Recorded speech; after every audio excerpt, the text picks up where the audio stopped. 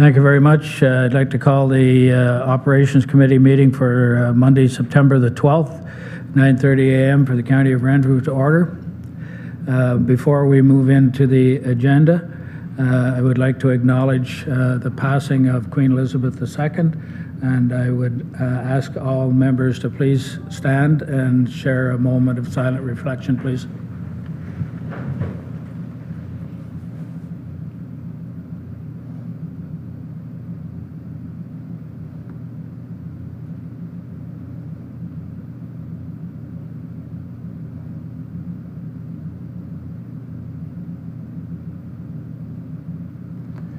Thank you very much.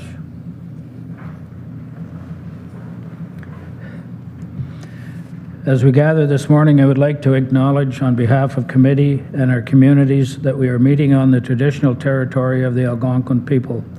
We would like to thank them and express our respect and support for their rich history, and we are extremely grateful for their many and continued displays of friendships.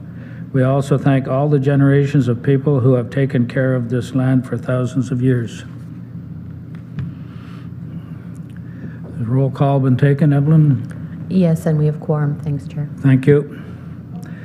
Is there any disclosure of pecuniary interest in the general nature thereof? Seeing none, I need a mover and seconder for the adoption of the minutes of the previous meeting, August the 9th. Councillor Hunt, Councillor Bennett. Are there any errors, omissions, questions, comments? All in favor as submitted? Carried. Thank you. There is no delegation, so we're right off into Public Works and Engineering Department report. Mr. Perkins, please. Thank you, Chair, and through you to committee. Good morning, Operations Committee. Information item 1 is the monthly project status report. Again, as attached as Appendix 1 is the monthly project status report. And additional project-specific information is provided in the divisional reports. Item 2 is the capital program variance report, and attached as Appendix 2 is the capital variance report for your view. Item 3 is the Association of Municipalities of Ontario delegation. So during the recent Association of Municipalities of Ontario meetings in Ottawa, Chair Peckett and Warden Robinson were provided with the opportunity to meet with Parliamentary Assistant to the Minister of Infrastructure, Mr. Arjep Sandhu of Brampton West. Attached as Appendix 3 is a briefing paper on growth pressures within the County of Renfrew that was presented. Parliamentary Assistant Sandhu was receptive to this discussion and committed to his government continuing to double the Ontario Community Infrastructure Fund financing model for Ontario municipalities for the next 5 years. Item 4 is the American Public Works Association, PWX 2022. So from Sunday, August 28th through Wednesday, August 30th, I had the pleasure of attending the American Public Works Association, PWX, in Charlotte, North Carolina. This year's mantra was ready and resilient, so a very apt description for all public works agencies during the past few years of the COVID-19 pandemic. PWX provides a first-class multimodal learning experience designed for professionals at all levels and across the entire spectrum of public works. During the conference and exhibition, I attended a number of educational sessions. So the beginning was the opening session with a gentleman by the name of Seth Masterson.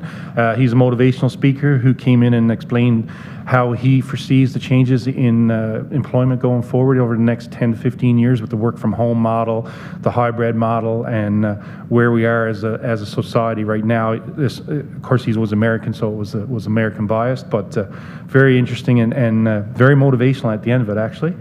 Winter Maintenance Subcommittee, as I shared with you before, I'm the chair this year of the Winter Maintenance Subcommittee. So we do have meetings at all these events, plus we have Zoom meetings throughout the season, throughout the year as well. And what this is a snow and ice control professionals from across North America, and our mandate is to provide training to agencies throughout North America and liaison with as many organizations and groups in the field of transportation as possible. Item C was operational decision-making with the support of weather risk communication. So again, here a gentleman by the name of Ben Hershey, and this was a supplier talk. So it was, of course, biased to their product, but really interesting of the advances that they're making in terms of actually weather in the truck. So the snowplow truck driver actually gets the weather. Not only that, there's decision-making software that this company makes that tells you when to put what product out. So be it salt water, salt, sand, calcium. There's a whole logarithm for how they do it. So it was really interesting. Again, as I shared earlier, I said I don't think they're making a new widget, but they're really sharpening the widget. So, and of course, all this software can actually be ran from a desktop. So theoretically, the truck driver drives the truck. The managers can actually control what's being put on. So, and usually these talks are usually 45 minutes to an hour. Most people cut them off at 45, and you get to ask some questions. So, and they're very well attended. Like I know Ben's was a couple of hundred people in the room. So, really well done. I went to this one, the DeRoche Emergency Response and Recovery. So Cedar Rapids, Iowa. Of course, they were hit by a similar situation that we had here with that DeRoche that went across. And very interesting how they dealt with all the materials. Like they had 75% of their city trees, their parks in their city were decimated, and they showed the photos, and it was quite reminded me of the Calabogie area, like how a swath went through. So interestingly enough, they used up 2% of their landfill on this one project. So it was really interesting to see how they dealt with it. The International Public Works Roundtable, again, this was just a group of public works gentlemen and ladies from all over North America, and actually we had 2 people from Australia and 2 people from Switzerland in as well, and they just shared basically slop horror stories about public works and stuff that's occurred in terms of freezing rain in Alaska. Like really interesting comments. It was set up in a roundtable setup, so it was very interactive. The evolution of a public works manager. So fortunately for me, this is one of my mentors, Mr. DeVries, Mark DeVries, and he used to be the public works director for McHenry County. So very similar operation to what we do here. So I reach out to him quite a bit to understand how he dealt with things and stuff. But he talked about his career. He actually started in the truck, worked his way up to the director. Just his way, his style and management, and he did a really interesting comparison to a fishing guide, because he is a very avid fisherman, and he discussed his career as if he was a fishing guide and how he puts people on fish and it was really well done, really impressive. Design and rehabilitation strategies for improvement of your pavement resilience. I thought it was all about pavement, but when I went, it was actually about concrete. So I learned a little, but it was more specific for concrete highways. And then, of course, got asphalt pavement measures to preserve one of the city's most valuable assets. This again was a product biased presentation from Intermountain from Slurry Seal. So basically what they're doing is promoting their Slurry Seal, and you can get another 5-10 years out of your pavement if you're in a pavement management program, as Taylor is. Transportation 101 was again another roundtable setup, and it was just pie in the sky, crazy ideas about how transportation is going to go into the future, like flying vehicles, methane cars, like just really like wild stuff. Interestingly enough, the city of Orlando, Florida, are actually preparing for flying vehicles. They're actually in the process now of setting up laneways, like as you've seen on the Jeffersons back in the day, or the Jetsons, right? So really interesting talk. CPWA roundtable.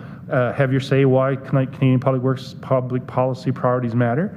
So Ms. Patty Podnorowski from Bruderheim in Alberta and Mr. Ryan Wadsworth from Montreal, they led a roundtable discussion about the types of things that they could bring forward, because they do have an audience with the federal minister once a year as the Canadian Public Works Association.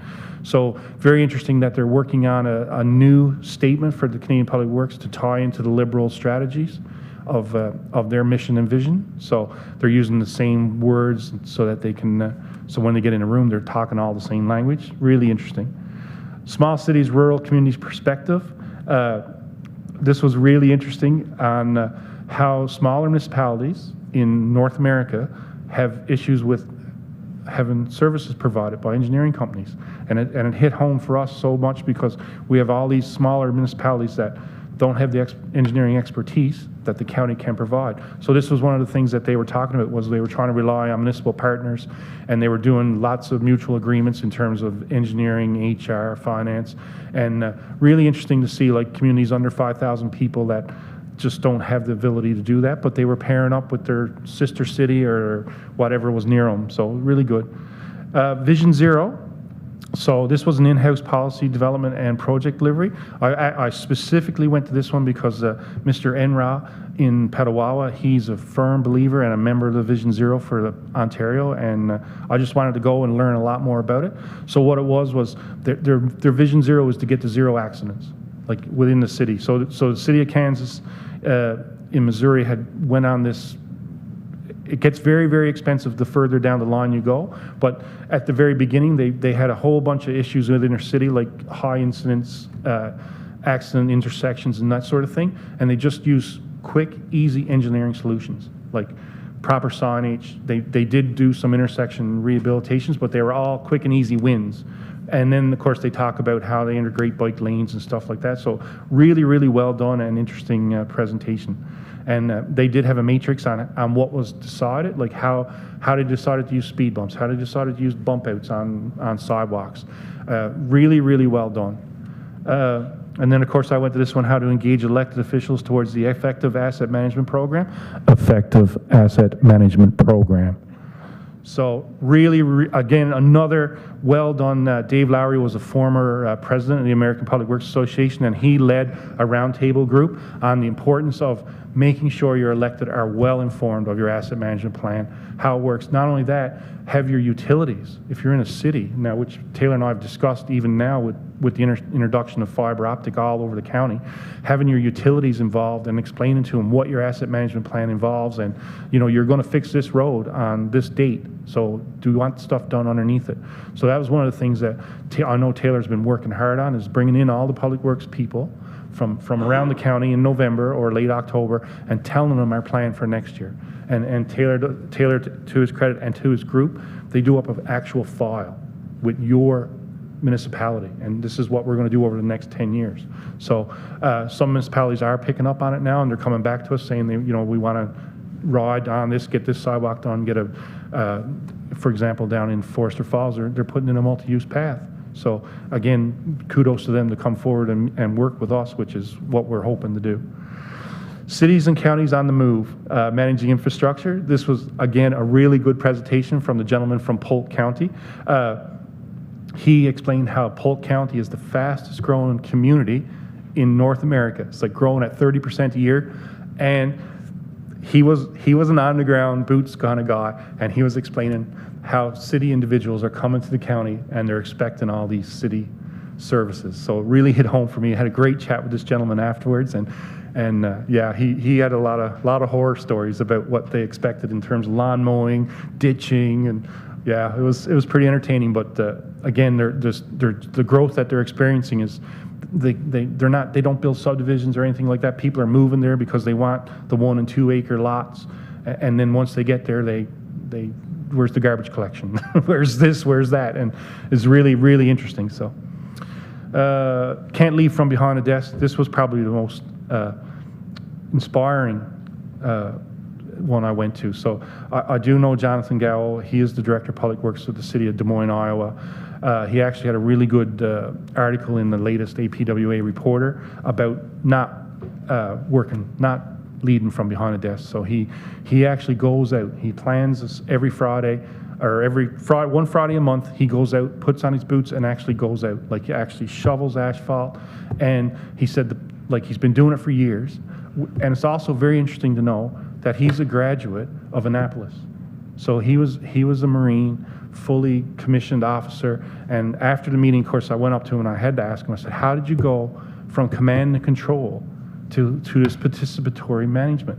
And he said, Lee, he says, just over the years, he said, I realized the flaws in the command and control process, and getting out and participating with everybody was just so much better. But really, really inspiring talk, and very well done. Like a lot of little jokes in there and things of that nature. So I really enjoyed it.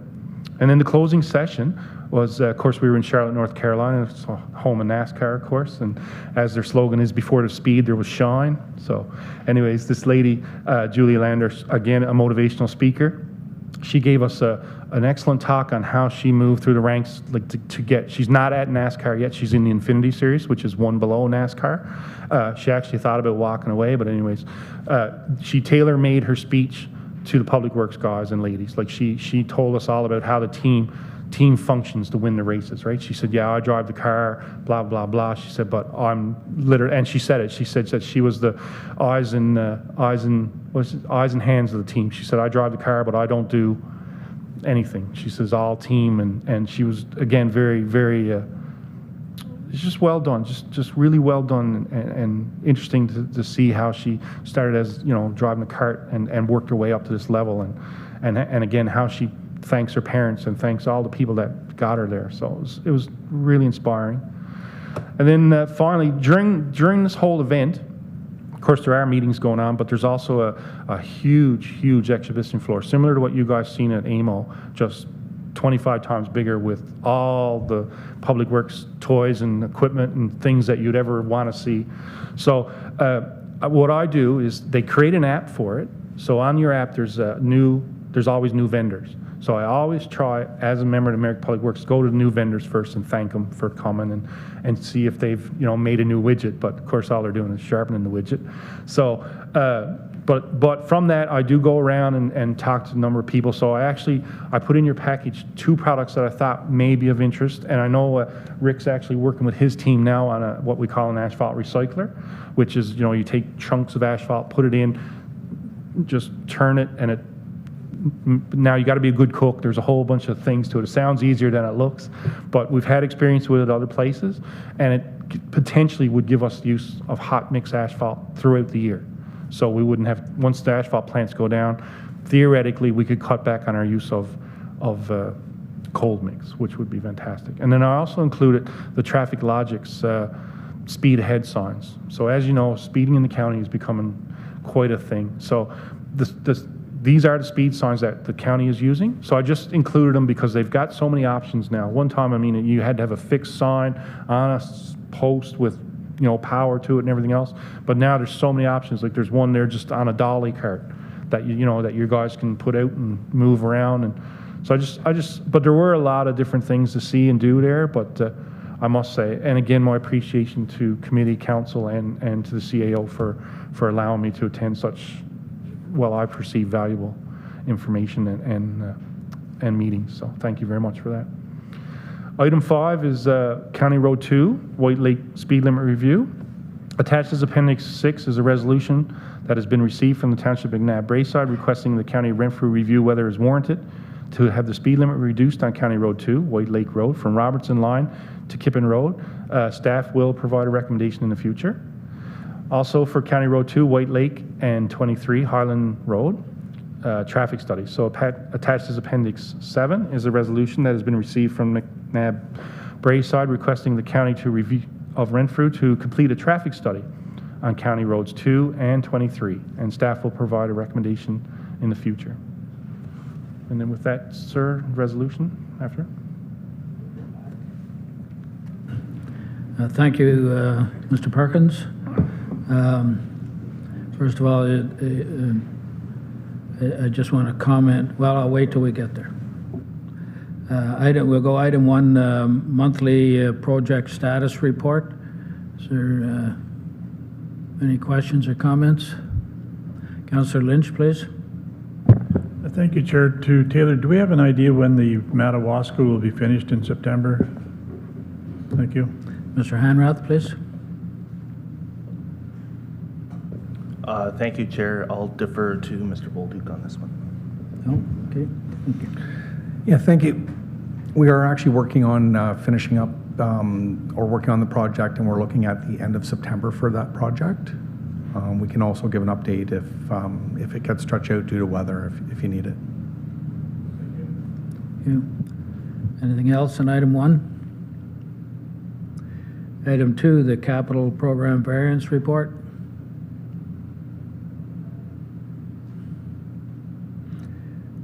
Item 3, the Association of Municipalities of Ontario delegation. Councillor Lynch, please.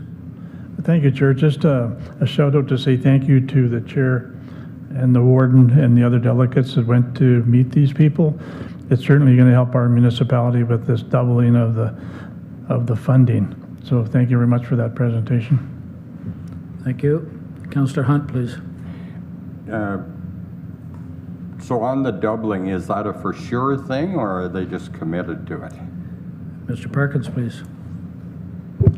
Thank you, Chair. And through you to Councillor Hunt. He stated that they committed to it for the next 5 years. So that's nothing written. I guess what I'm thinking there is that it would be nice if we could get some information on it so that it could be built into the asset management plan, because that has a big effect on it. So if there is any way to follow up and try to get a statement from them that we can count on that, both for the county budget and for our lower tier budgets and asset management plans, it has a tremendous effect. Thank you. Yes, thank you. CAO Kelly, please. Thank you, Chair, and through you. No, I just wanted to follow up. Director Perkins, he got the idea right. We have not received confirmation in writing on this, so as much as we heard it, we also heard it during the election that it was a given. I believe that some of these bills are seeing royal assent start to roll out in September. The government's on a bit of a pause right now during the mourning period for the Queen, but I think next week we'll start seeing this rolling out. But we will follow up and determine, of course, in the next 4 years, if we have doubling, it will severely impact our budget, well, one way or the other. So it'd be nice to find out sooner than later. Thank you. Anything else on Warden Robinson, please? Thank you very much, Chair. And just through you to committee, I have already written a letter following up our conversation with all of the delegations that we had. Certainly can send another letter to follow up the letter that I followed up for the delegation. I'm happy to do that. Thank you, Warden. Anything else? Mr. Perkins, please. Yes, thank you, Chair, and through the committee. I actually have the contact for the gentleman that was in the room, the minister, or the deputy minister, the ADM. So I'll reach him directly as well. Thank you. Anything else? Item 3. Item 4, the American Public Works Association. And I just want to thank Mr. Perkins for the very thorough report that he brought back from that meeting.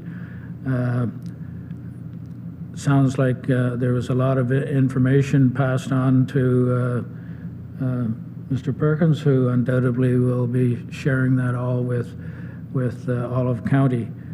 So I just want to thank Mr. Perkins for his attendance at that committee, and I think it was well worthwhile. Any comments? Warden Robinson, please. Thank you very much, Chair, and through you to Director Perkins. I really enjoyed the A to S.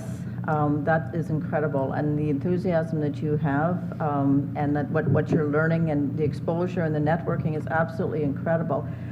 I am going to ask if you would mind sharing with committee how your career has evolved to take you to this place, the Coles Notes version, because I'm thinking like this would be a fantastic opportunity, and you've got a young man sitting beside you that I wish you could have taken to this conference, and I think that it is invaluable to us. And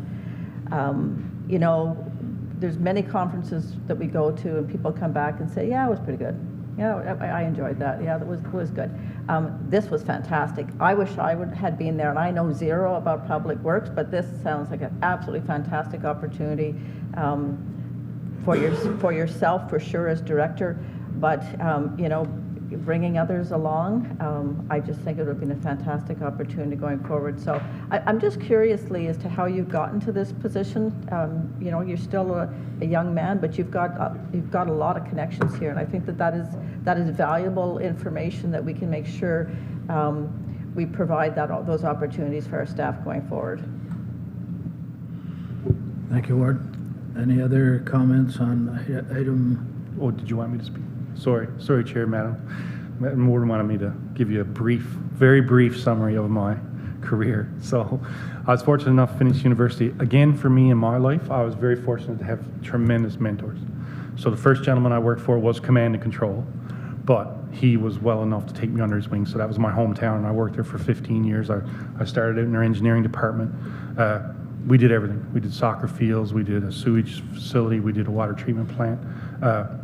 Just a great team atmosphere, and that gentleman, who's since retired obviously now for 10 years, I still keep in contact. He still lives in my hometown, and just so through him, I got involved in the Canadian Public Works Association, which there's a chapter in every province.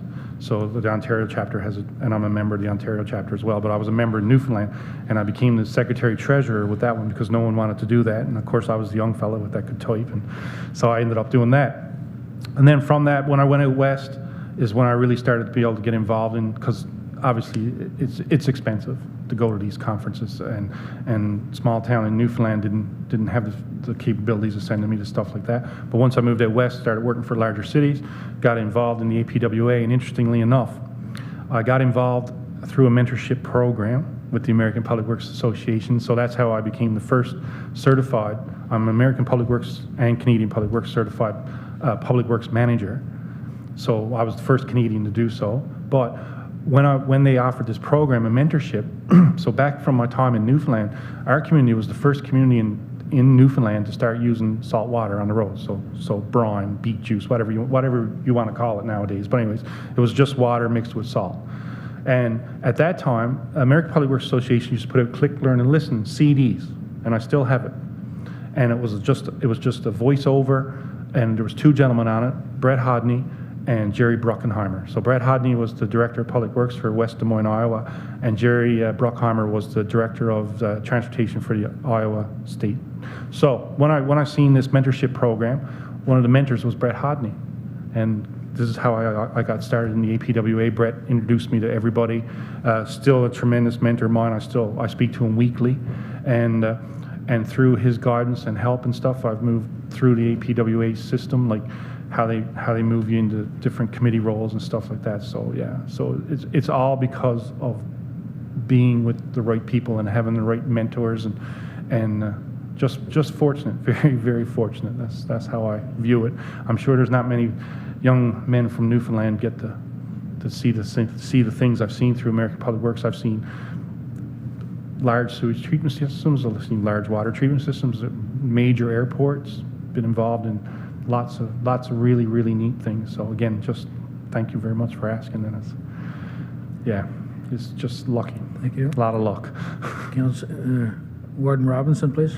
Just a follow-up, Chair. The mentorship program that Director Perkins is mentioning, does that still exist, and is that an opportunity for our staff to take advantage of it? Yes, absolutely. Sorry, Chair, through you. Yes, absolutely. The mentorship program with the American Public Works Association has been revised, of course, now, but it's still available, and I can certainly forward on the information to anyone that's interested. Thank you. Councillor Lynch, please. Thank you, Chair.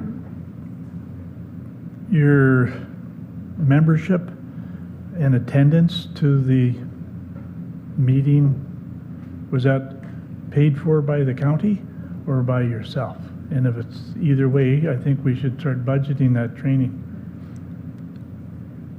Mr. Perkins, please. Thank you, Chair, and through you to committee. We do budget for training. As you know, these are very expensive conferences, and there are 2 a year. So thankfully, the County of Renfrew does cover one, but this one in Charlotte, I did pay for myself, and it's well worth the money to me. And I do appreciate the support, but no, it's you guys do take care of one a year for me, so thank you very much. Thank you. Second question, Chair, is you mentioned I call it a regurgitator. The Pembroke, I don't know, about 5 years ago, bought this machine that you throw your asphalt in, it sort of boils it, and you throw something else in, and then it comes out as asphalt with a roller in behind it. It goes less than 1 mile per hour, and we did it on McLean Street in Arnpark probably 6 years ago. It works, but I've never seen it working in Pembroke. So I'm curious if we could liaise with them to see if they still have it and if it's available to county. Thank you. Thank you. See Mr. Perkins making notes, so he'll follow up with that. Anything else on item 4? Thank you. Item 5, County Road 2, White Lake Road speed limit review. Questions, comments? Item 6, County Road 2, White Lake Road and 23 Highland Road traffic study.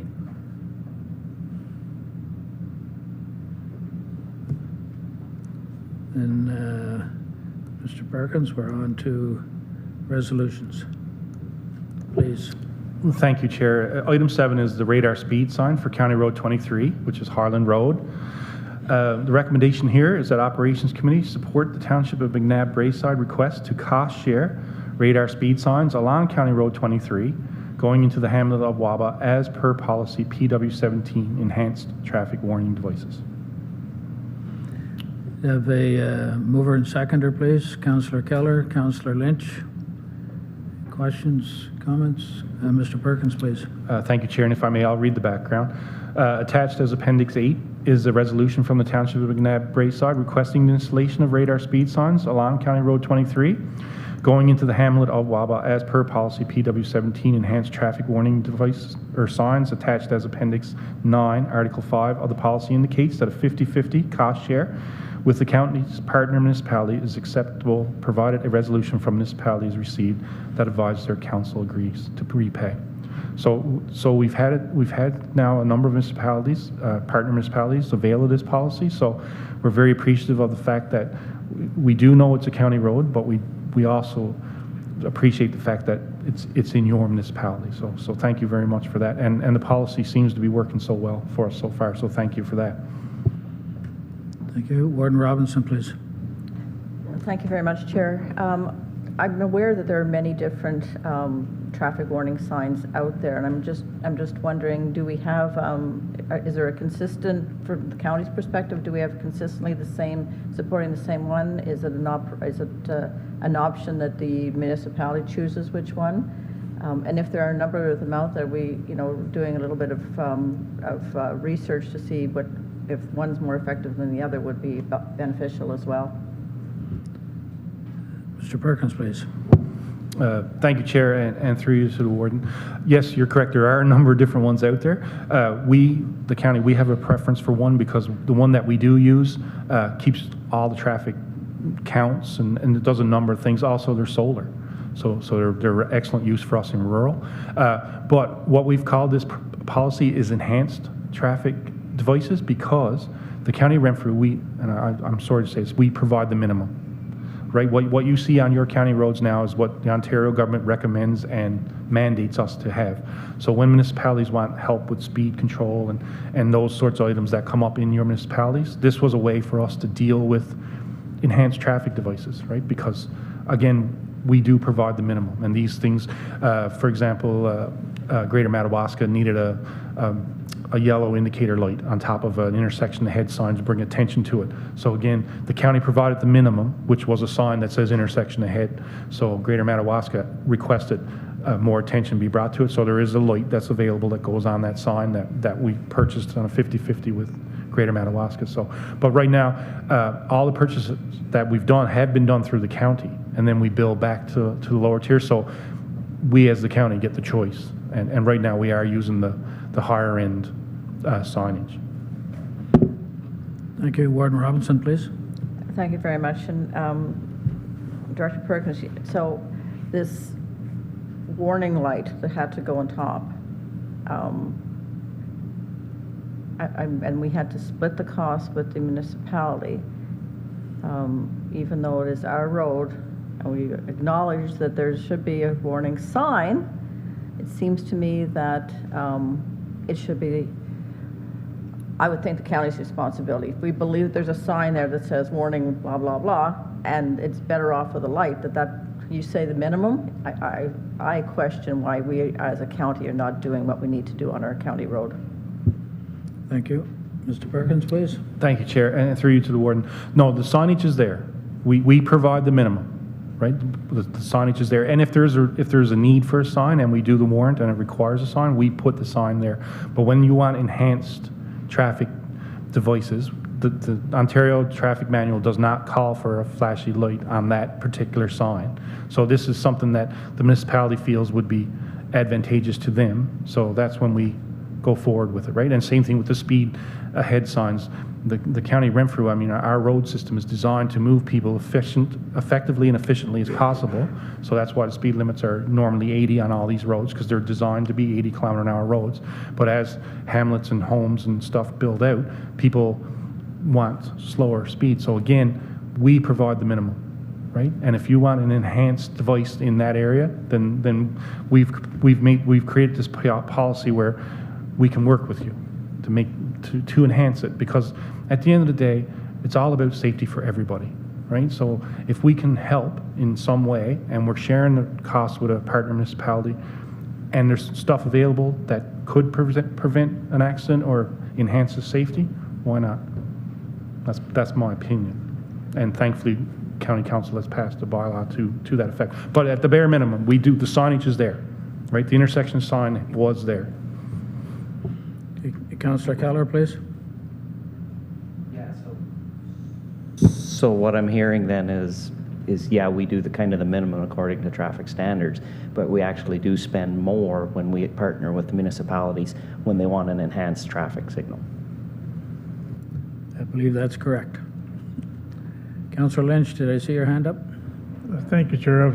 Just to follow up on that momentarily with what the warden was saying, we give the minimum. I like the word minimum. However, when we do a traffic study and it warrants a flashing light, then the county will pay for it, not the municipality. And the reason I say that, Chair, is we go back to Baskin Drive Division, where we had a fatality there 2 years ago. We had the yellow chevrons, and now there's a light on top, and I'm pretty sure the town never paid for them. Thank you. Thank you. Mr. Perkins, please. Thank you, Chair, and through you to Councillor Lynch. That's correct. The town of Renfrew did get in under our policy before our policy was passed. So if that was to come forward today, that would be a cost share. But we did, at the request of the town of Renfrew, we did install those lights on that chevron. But since that time, we've created a policy to hopefully correct those one-offs. Thank you. Warden Robinson. Thank you, Chair. This is my last comment, and perhaps I wasn't clear with what I was saying. I understand that, yes, we put up the sign. Where Councillor Lynch likes the term minimum, that makes me very nervous, and what I'm wondering is if there is a need, through a traffic study or whatever, that we need to have a flashing light, I think it is our responsibility as the county, is on our county road, to pay for the light. Like, how much are we talking here for this flashing light on top of it? Like, I can't imagine we're talking thousands of dollars. Mr. Perkins, please. Thank you, Chair, and through you to the warden. Yes, warden, sorry, I misunderstood. You are correct. If we do a traffic study and the warrant is the minimum that requires a flashy light, then yes, the county will install it. Right? Again, it's got to be a traffic study done. It's got to be a warrant that requires that. Right? The Ontario Traffic Manual dictates what the minimums are. Right? And there are minimums where, perfect example. I'm not sure if everyone's aware of it, but where Vandermeer meets Daniel Street at the Atrium truck stop, or Antrim truck stop. There used to be small stop signs there, so the last warrant we did was large stop signs got to go there. So potentially the next warrant we do will be traffic lights, and again, that will be at the county's expense. But it's our road, and we provide the minimum. And if the traffic warrant requires that, then that's what we do. These are essentially one-offs from concerned motorists, concerned people, that we as the county, when we do look at it, it's not warranted, but we feel that it is an enhancement. Thank you. So I'll make a comment on the last point brought up by Councillor Lynch, because I'm quite well aware of the roadway that he's talking about. There was some talk way back when that intersection between Division and Baskin Drive and Duncan Drive was at a four-way crossroad. There was not a curve put in there. And someone in their wisdom decided to put that curve in there But I thought there was some talk in the town maybe 10, 12 years ago about changing it back to the original four-way intersection with stop signs that everybody stopped at. So just a comment. Anything else on the rest?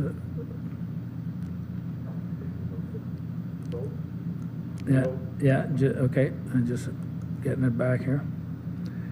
I got you. I just want to make sure there was no other comments. All those in favor of the resolution? It's carried. Thank you. Thank you, Chair, and through you to committee. That concludes my report. Thank you very much. Thank you. And we're off to the Infrastructure Division. Mr. Hanrath, please. Thank you, Chair, and through you to committee. Good morning, everyone. Item number 1 is County Road 512, Foymount Road reconstruction update. The close-cut clearing has been completed along County Road 512, Foymount Road, from Miller Road to County Structure 257, Harrington Creek Bridge. Unfortunately, despite best efforts, the project has had several schedule setbacks. Due to additional clearing being required, Hydro 1 and Bell were delayed in commencing layout and design for the utility relocations. County staff continue to work diligently with both utilities to assist in having all poles and lines moved in a timely fashion. County staff had notified the design consultant last year that in order to potentially move forward with the section of road reconstruction in 2022, the project would be at the westernmost section of road and include the replacement of B257 Harrington Creek Bridge. Unfortunately, due to staff turnover within the firm, the necessary approvals were not attained for the bridge replacement project, but have now been requested so that the works may proceed in the near future. Staff will continue to endeavor to move forward with the project as efficiently as possible. However, due to the delays already incurred, it is not anticipated that road reconstruction will proceed in 2022 as planned. Item number 2 is PWC 2022-47, Engineering Services for Reconstruction of County Structure C201, Brooms Creek Culvert and Dam. A request for proposal, RFP, including terms of reference, was issued to solicit services of an engineering consultant to undertake the design for the reconstruction of County Structure C201, Brooms Creek Culvert, on County Road 7, Foresters Falls Road in the Municipal Township of Whitewater Region. The RFP for the assignment was issued to 10 pre-qualified engineering consultant firms. Proposals were accepted until 2 p.m. June 16th, 2022, and were received as follows.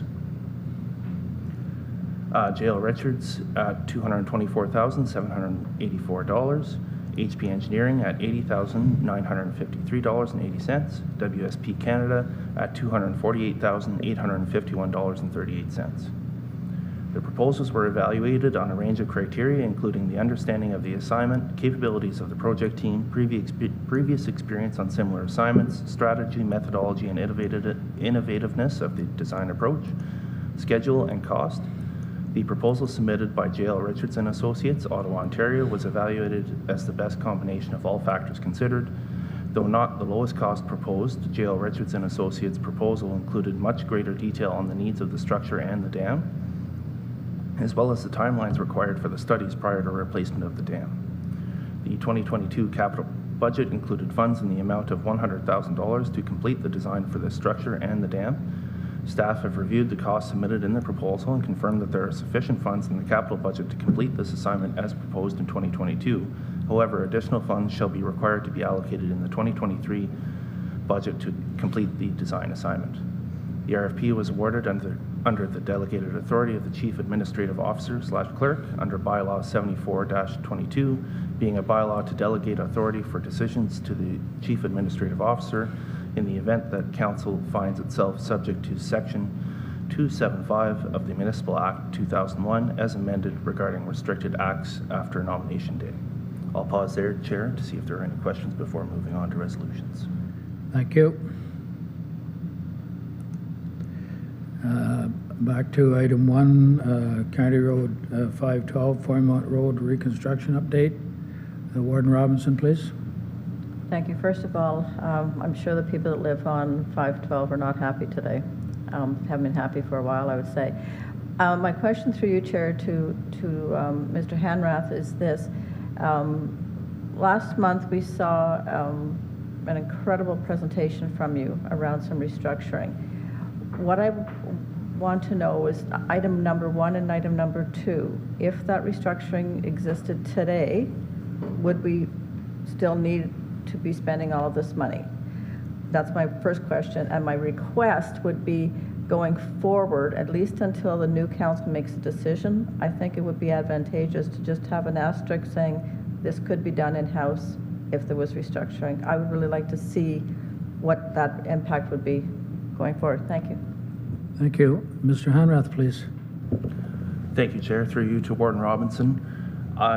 Some similar projects could be done in-house. Unfortunately, due to the amount of realignment that was required on 512, I believe we would still go to an engineering consultant for things like that.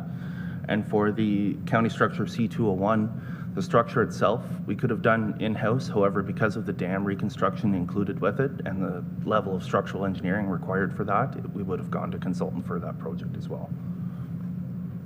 Thank you. Any other questions or comments on item 1?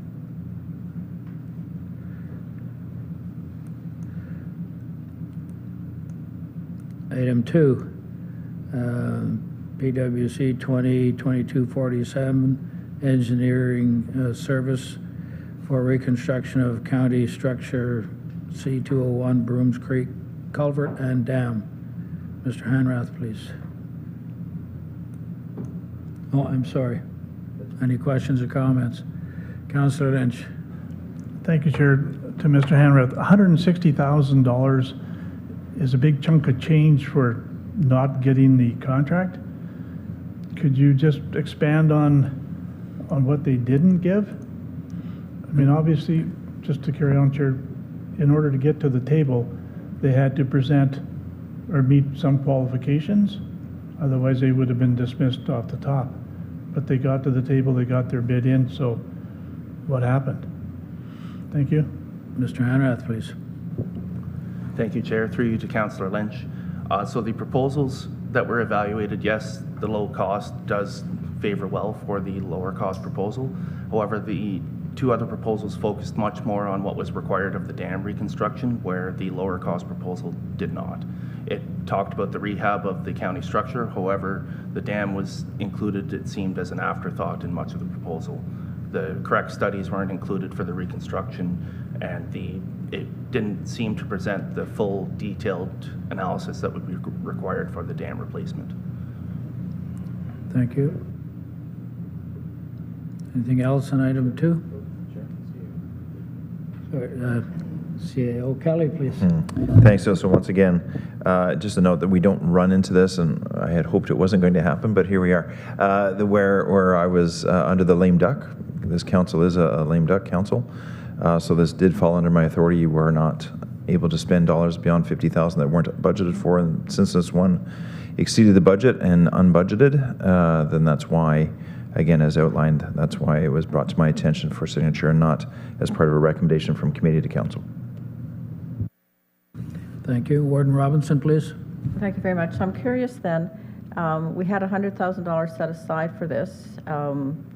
We're going for the 224. So Mr. Hanrath talked about the fact that the lowest bid didn't really talk about the dam. Had we not considered the dam as part of the issue when we put a budget of $100,000 in?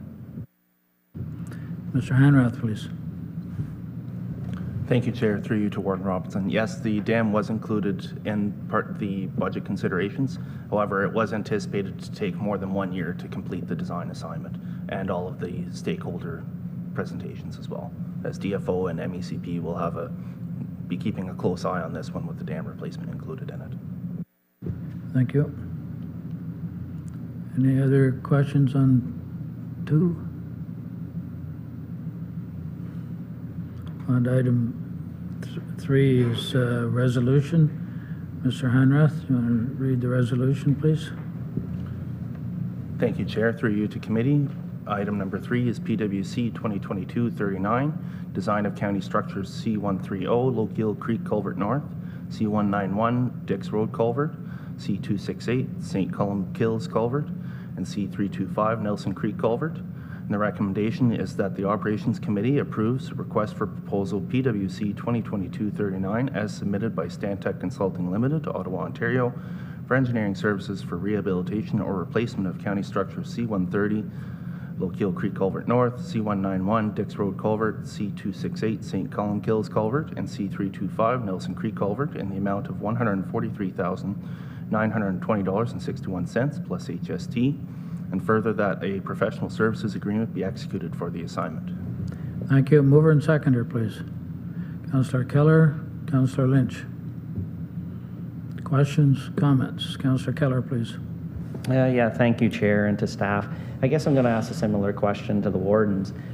If those new positions as proposed within the department were actually approved in the next budget cycle, would that work be able to be done in-house? Thank you. Mr. Hanrath, please.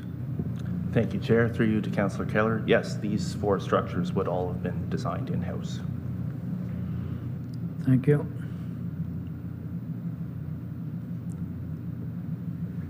Anything else on the resolution?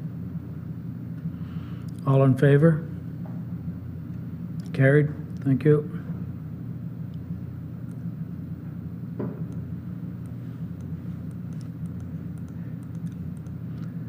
Item 4. Is this a resolution? Okay. Mr. Hanrath, please. Thank you, Chair. Through you to committee. Item number 4 is county structures not meeting policy PWO2 criteria. And the recommendation is that Operations Committee direct staff to continue with design of county structures B232, Cochrane Creek Bridge, and C051, Harris Creek Bridge. And further that staff draft a revised bridge policy to be presented at a future meeting of Operations Committee for consideration. Thank you. Mover and seconder, please. Warden Robinson, Councillor Keller. Questions or comments? Sorry. Chair, if I may provide some summary of the background with this one. Okay. Thank you. Thank you, Chair. Through you to committee. So the background is these 2 structures were presented in June meeting of Operations Committee. At the time, they were presented as 2 structures that don't meet the bridge policy, and per our bridge policy, if we were to move forward with replacement, they would be either downloaded to the municipality or be closed altogether. What we're presenting, though, is updating our bridge policy because, as you can see from the numbers presented, of all of our county structures, we have 17 bridges that are located on local roads with an AADT less than 100. 5 of those are on seasonal roads that aren't maintained year-round. And for culverts, we have, sorry, one moment, please. We have 38 structures with an AADT less than 104 that are on seasonal roads. So having that many structures not meeting our bridge policy, we wouldn't want to download that many all at once. What we would like to do is revisit the bridge policy and present it for approval in the future. Thank you. Mover and seconder, I already had, I believe. Councillor Hunt had a question. Yes, thank you, Chair. Through you to Taylor. Taylor, how did these structures, culverts and bridges, get up to the county? If was this 100 AADT there at the time, and was the seasonal road condition there at the time that they were uploaded or became part of the county infrastructure? Mr. Hanrath, please. Thank you, Chair. Through you to Councillor Hunt. I believe at the time of upload, it was just any structure that was currently maintained that was 3 meters or greater in span was uploaded. Thank you. Supplementary, Councillor Hunt, please. Thank you. Through you once again to Taylor. Taylor, at their last county council, we spent time hearing your proposal on the new and efficient way to take care of these kind of things, and that expertise seems to me to be at the county level. And downloading this to the local municipalities seems to take it from an area that has expertise and giving it to the lower tier municipalities that in most cases do not have engineers on staff and have much less expertise, if any. I see this as certainly a move in the wrong direction. You know, in some of the smaller municipalities, downloading bridges and structures like this that have a replacement value of $3 or $4 million could almost take municipalities to the point of bankruptcy. And you know, some of the municipalities may be facing this in the future, so I certainly see this as a move in the wrong direction. You know, if you have a bridge that you have to cross that has 75 vehicles crossing it today instead of 100, you download it to the municipalities, quite possible those 75 cars that are going across are to 75 residences on lakes. Their assessed value is probably in the neighborhood of $1 million, and that brings in about $250,000 a year to the Renfrew County. You know, will they still be taxed, and that money still has to go to Renfrew County, although they get a substandard level of service from the county? Like, I think that this is a very big issue, and I think it's probably ill-conceived. I think when the people uploaded it to the county and did not have those conditions there, they were correct, and that we should really be rethinking this. And I certainly am going to be interested at County Council how the rest of the council feels about it. But you know, I really like the things that this department is doing and the efficiency it's gaining, but by taking this and putting the work down to the least efficient members of the community, well, I think that is wrong, and that is not us working together as a family. Thank you. Thank you. Mr. Hanrath, please. Thank you, Chair, and through you to Councillor Hunt, just to respond. Our current bridge policy is the one that sets the 100 vehicles per day in seasonal roads. So what we'd like to do is revisit it so that it would encompass more of the structures we currently have in place, rather than download those structures to the local municipalities. We'd like to make updates so that we're working within our policy then. I'll go supplementary to Councillor Hunt. Okay, my final one is perhaps maybe we have to revisit the policy then. Thank you. Councillor Keller, please. Yeah, thank you, Chair.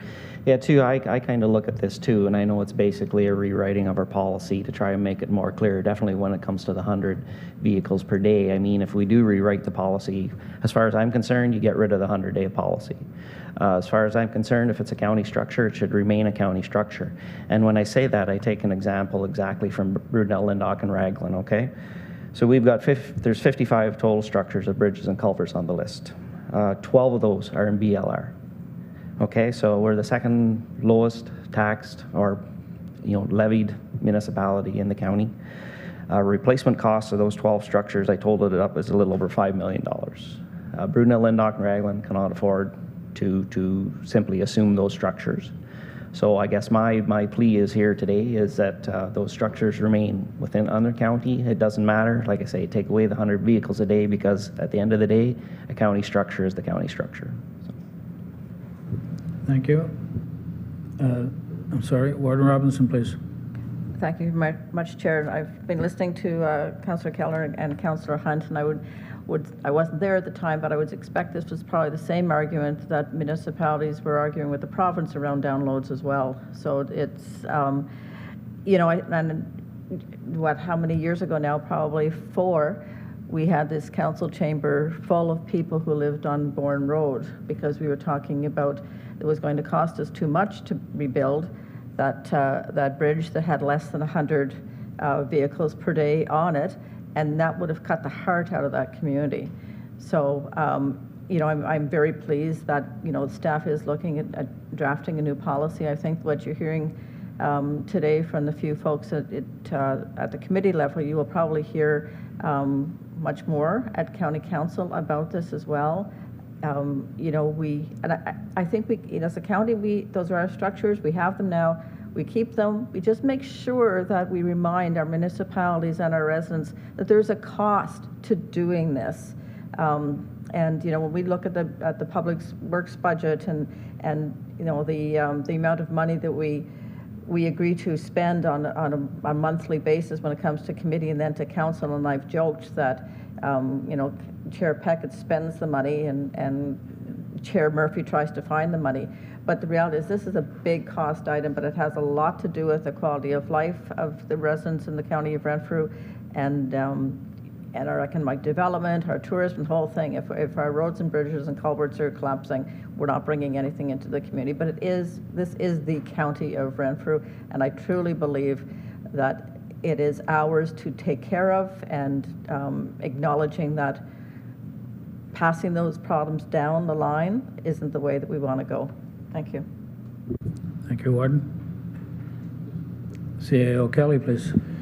Thank you. I just want to see clarification as well. And I'm looking forward to a full debate as well. I believe this came out of a discussion at operations, I remember a couple months ago, where one structure or two structures, I just want to remind the committee, I'm sure you more than remember, where the bridge was servicing one or two property owners only. And I think the conversation was, well, my goodness, that's a big expensive bridge for maybe one property owner. Are there alternate paths of least resistance that are at least more inexpensive? And this is why this is coming back, circling back and going forward. In the background, of course, staff is still working on the transportation master plan, and this, I don't know how this will play out and form part of that. But again, this is not a conversation about getting rid of those structures that create traffic and flow in the area. This is where the bridge may or may not, or structure exists to serve one property, where another form of egress or entry will allow that. And that was the formation of where we got to today. Again, staff is looking for some direction. I think this pushes it forward, but again, I'm anxious for that discussion at County Council as well. Thank you. Anyone else? Councillor Bennett, please. Thank you, Chair. It's very important that we as a council here make sure that we know exactly what we're talking about. I just heard the CEO say that there was only one or two people using that bridge, but we really need the supporting background. So we as councillors can make our decisions knowing full well that there's not something happening in the background that we've missed. No way can we make that decision until we have a look at the whole plan, because the official plan really puts handcuffs on local municipalities of 3,000. Or any municipality, but I realize it hurts the smaller ones more. So everything's got to be looked at the same time, because if we're going to accept structures that right now are looked after by the county into a budget that we have of 3,000 people, we can't do it. It's just not there. And the growth potential right now with the official plan is not a pretty picture. There's so many restrictions to it, like that kilometer zone around my municipality is chains around the whole development of that township now, because of the fact that we have to go to the town of Renfrew and ask some permission to develop our property. That's not fair to our municipalities, and if you're going to add more financial burden onto the small municipalities, we at least have to have the opportunity to bring in an extra revenue, because one of them bridges could actually raise the assessment rate so far out of range that nobody could possibly live in the municipality. So it needs all to be reviewed, and every committee's got to talk to the other committee of what they can do to take the burden off the county, but also not just flip-flop it, because there's 50 cars goes across the bridge instead of 100. That don't work. We've got to be conscious of the fact that there's money that's got to be raised somewhere. It's just not going to grow on a tree for a municipality my size, I can tell you that. Thank you. Thank you. Anyone else? So, my comment would be, in the past, we had a discussion about replacing a culvert across a field or something like that, if I remember correctly. Something I don't think the county should be responsible for. But however, if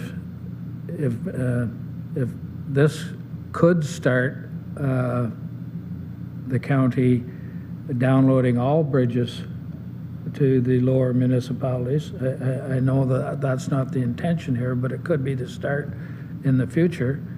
And in my municipality, they did the Claybank Bridge at a cost of pretty well $6 million over 2 years.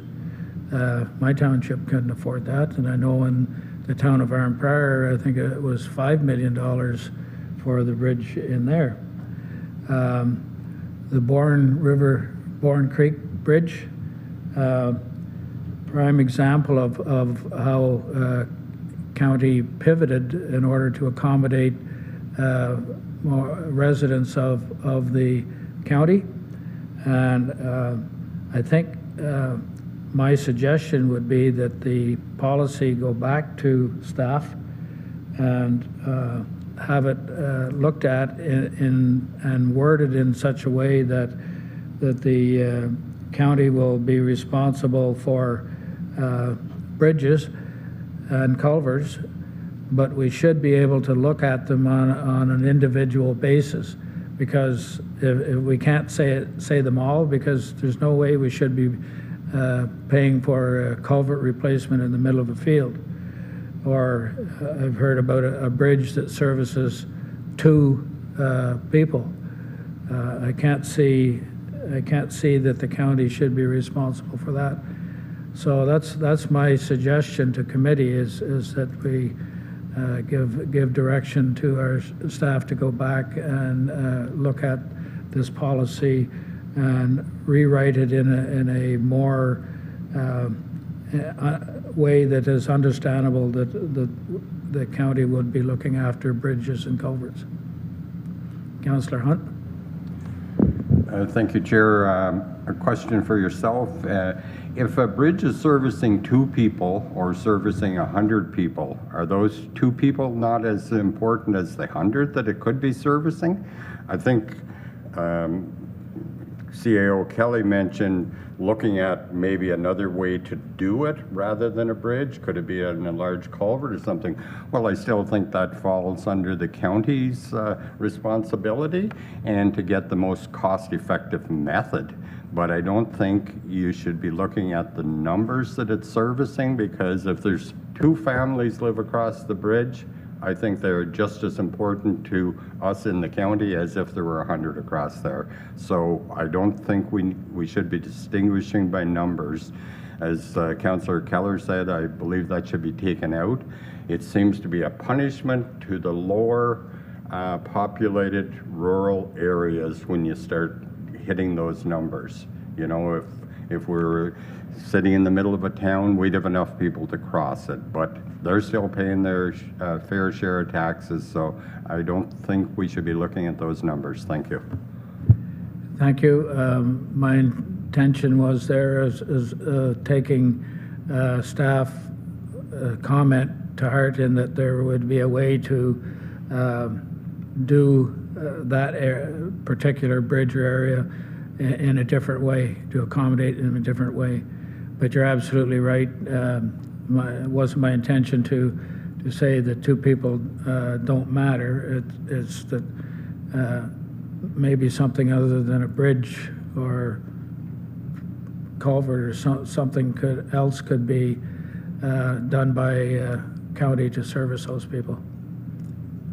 Councillor Keller, please. Yeah, thank you, Chair. And I guess maybe what I'm hearing here is, and what people are trying to say is, instead of the option of repairing the bridge or the culvert, maybe the option is alternative access. You know, maybe there's a cheaper access. I mean, maybe that could be part of the policy too, so. Very good point. That'd be something that staff should take into consideration when they're looking at the policy. Councillor Lynch, please. Thank you, Chair. Just to concur with what Brian and Sheldon have said, my thoughts are that the traffic count doesn't count, because if I'm two people on whatever road or bridge I'm going to cross, I just cross it multiple times during that day to get to the 100. Still the same two people. Second part is, if your management in the way of new employees go, then our engineering for these, and I'll call them the small culverts, the engineering will save on that kind of loot that can go into the actual day program to make these things go. So I think it'll be a win-win thing on the county for doing these things, and people can see that we're doing it, we're not farming it out. Thank you. Thank you.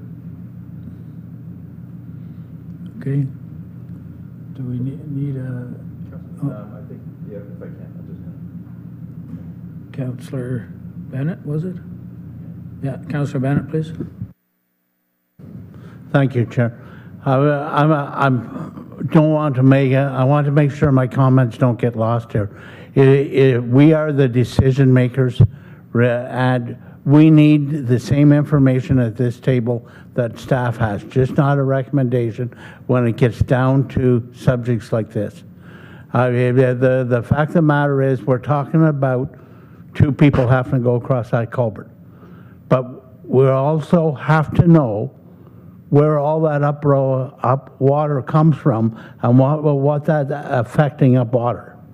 So the economic development of that culvert in the first place is not just put there for that two people. It's there to look after everything that's coming to it.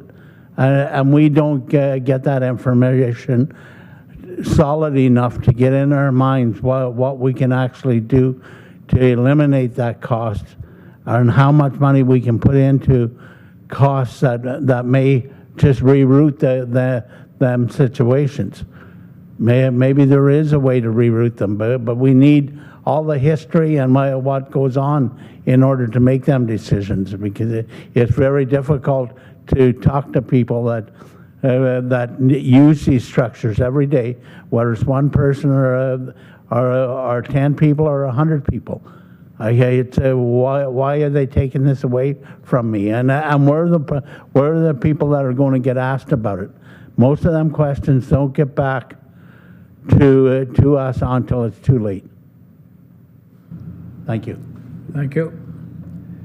CAO, please. Thank you, Chair, and through you to committee. So just to be clear, we haven't changed any policies at the moment. We're not even presenting one to you today. All we're suggesting is we're going to continue with the design as per the resolution. We've heard your comments, Chair, and we've heard the committee's comments as well on an approach. I think this will be some time before we bring this back to committee at any point. We've got several things on our plate, but we'll bring that policy back. I couldn't agree with you more, Councillor Bennett. That's why we put a lot of background into some of the recommendations we do. So you hear and understand where we've come to that discussion or that decision. Oftentimes, we'll even have public meetings. I think Bourne River Bridge, we had a public meeting about that and described the process moving forward. So again, there doesn't need to be any change to the resolution, sir. I think that we've captured the conversation in our notes and in the minutes, and we'll continue to formulate a draft plan for your consideration at a future time. Thank you for that. Any comments from members of committee? Councillor Bennett, please. No, I thank everybody. I think our voice is being taken into consideration of where we need to go as a council. Thank you. Thank you. So my understanding is that we'll have a vote on this recommendation, and then staff will go back to work and bring back a more robust, informative policy for this committee to look at in the future. Okay. So I'll call for the vote on the recommendation. All those in favor? That's carried. Thank you.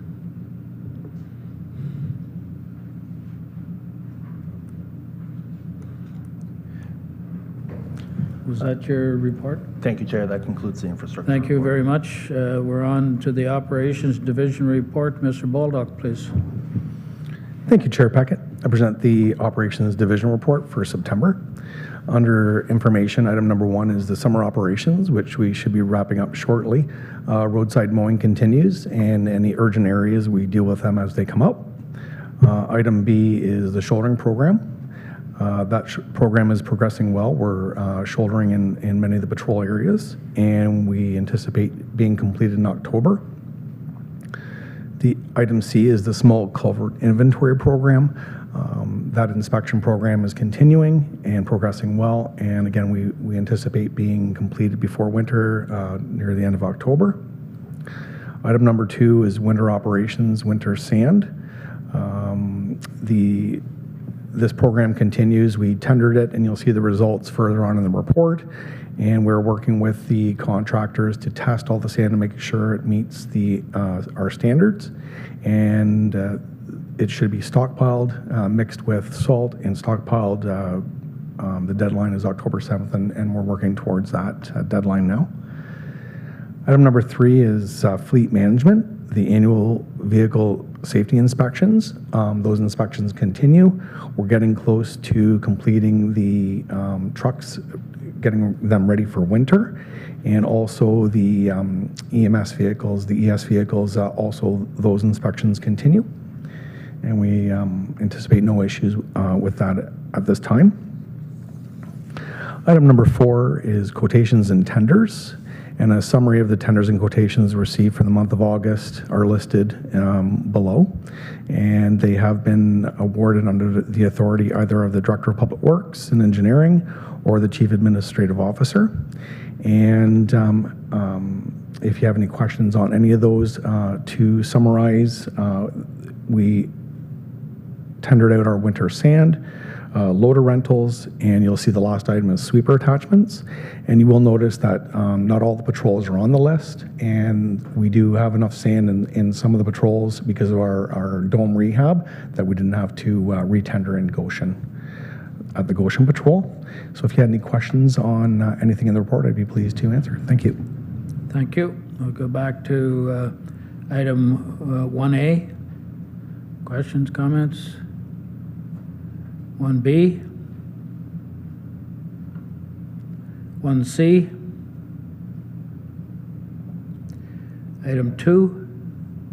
Oh, sorry, 1C, Councillor Bennett, please. Thank you, Chair. I'm just wondering, all our inspections and everything, are they all done internally, that they're not actually firmed out, or where do we stand with that? Mr. Hanrath, please. Oh, sorry. Sorry. Mr. Baldock, please. Thank you, Chair Peckett, and to Councillor Bennett. There's different sets of inspections that are carried out. So we refer to the bridges and county structures. Those are actually carried out by the Infrastructure Division, but this is the small culverts, anything under 3 meters. Any structures under 3 meters, we do that in the Operations Division. So we roughly have about 7,000 culverts between the 4 patrols, and those are carried out by our supervisors and with assistance with that staff. So those are all done in-house, yes. Sorry, I didn't make myself quite clear, Richard. It's actually the vehicle inspections and the equipment. How is that handled so that financially and feasibility-wise we are getting everything done on time? Mr. Baldock, please. Again, thank you, Chair Peckett, and to Councillor Bennett. Yes, with the vehicle inspections, we're certified to do our own inspections. The mechanics have the appropriate licenses, and we have all the equipment to carry out the inspections for all the ES vehicles and also the Public Works equipment. And we're able to do that in-house and save quite a bit of money that way.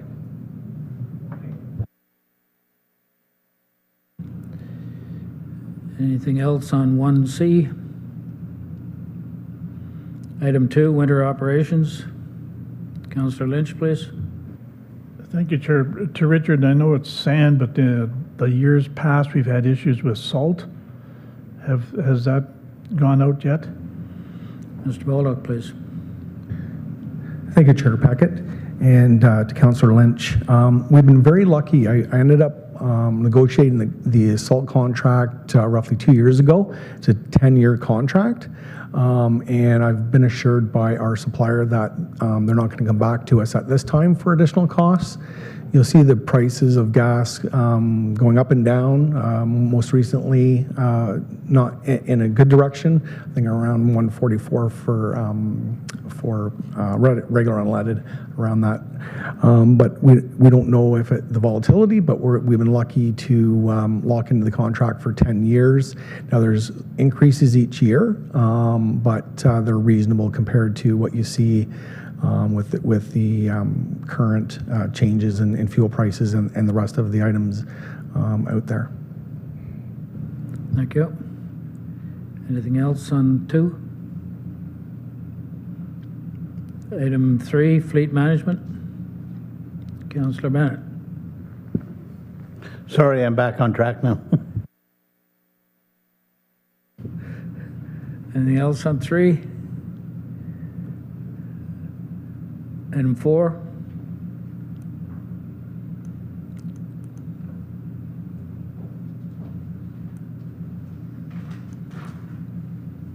Seeing none, that completes your report, Mr. Bullock. Yes, that's complete. Thank you very much. Thank you. We're on to new business, and Mr. Perkins has new business concerning the Renfrew County Safety Award Rodeo winner. Oh, sorry, report as a whole. Sorry? Vote as reported as a whole. Oh, Sorry.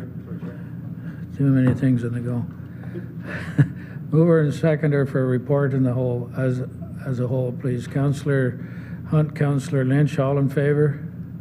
Carried. Thank you. New business, please, Mr. Perkins. Yes, thank you, Chair, and through you to committee. Great pleasure to say that the rodeo, the truck rodeo, equipment safety rodeo has been brought back after 2 years from COVID. The town of Petawawa did an absolutely fantastic job of setting up the course, having the proper judges in place, and it is my great pleasure, and I did have the opportunity to go up and see it, but it is my great pleasure to say that the County of Renfrew has the top operator this year, Andrew Hamilton. He's out of our Goshen Patrol, and he will actually get the opportunity to represent the County of Renfrew in Napanee at the provincials. So we're wishing Andrew a lot of good luck. And again, very, very well done by the town of Petawawa. Well represented, even the city of Pembroke had operators there. So basically the top operators from all the municipalities get together and they do a skill testing and equipment course. And very, very, it was a great pleasure to watch, to see some really, really talented people operate some very, very big equipment. So if you ever get a chance and is in your municipality, I encourage you to go see it. And again, just congratulations to Andrew on a very well run course. So thank you very much for that, Chair. Thank you. Fine resident of the township of McNabb-Braeside.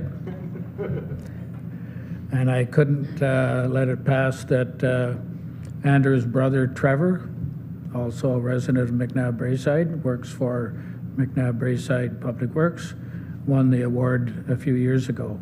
So there's always been an ongoing competition between the brothers. So I'd like to congratulate Andrew. It was his turn. Thank you. And if I may, Chair, I did leave my card with the top 10. So hopefully we'll increase recruiting here at the county. Thank you. Okay, there's no closed meeting. Date of the next committee meeting, October the 11th. Note County Council, September 28th. So I need a mover and seconder to adjourn, please. Councillor Hunt, Councillor Bennett, all in favor? Carried. Thank you very much. We are adjourned. Can you take